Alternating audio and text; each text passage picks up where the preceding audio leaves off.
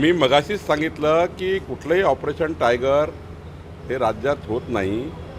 माननीय एकनाथ शिंदेजीकडे उद्धव ठाकरेचे खासदार गेले असतील तर ते एकनाथ शिंदेजींना बऱ्यापैकी त्याबद्दलची माहिती आहे। पण मला जो अंदाज आहे, माझा अंदाज आहे, माहिती नाही, की राज्यातले खासदार आमदार माननीय मुख्यमंत्री उपमुख्यमंत्र्यांना त्यांच्या मतदारसंघातले कामं करण्याकरता भेटतात।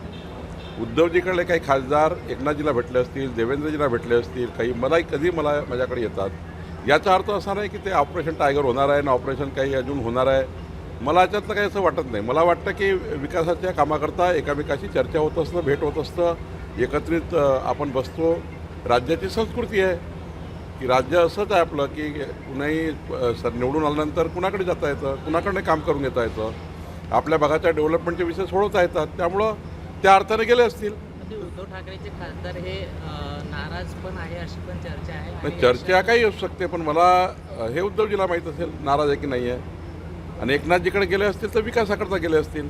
तर मला असं वाटतं राज्यामध्ये असं ऑपरेशन टायगर वगैरे फार काही मला वाटतं झालेले जे आता जवळीक वाढलेली आहे खासदारांची शिंदेसोबत। नाही। असं आहे की ते जवळीक सर्वांशीच आहे, मुख्यमंत्र्याकडे आहे, एकनाथजीकडे आहे, आमच्याकडे आहे, शिवसेनेचे मंत्री उदय सामंत सर्वांकडेच आहे।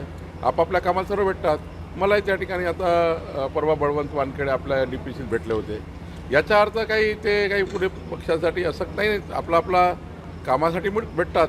तर मला वाटतं की जे काही असेल ते विकासाच्या कामाकरता असेल, आपल्या मतदारसंघाच्या डेव्हलपमेंटचे वर्क असतील, म्हणून खासदार आणि आमदार एकत्रित पद्धतीने मुख्यमंत्री उपमुख्यमंत्र्याकडे भेटले असतील। आणि आपल्या महाराष्ट्राचा संस्कृती आहे, हे बाकी राज्यासारखं नाही आहे की भेटायचं नाही, कुणाकडे जायचं नाही। डेव्हलपमेंट करावंच लागेल, आपला मतदारसंघ सांभाळ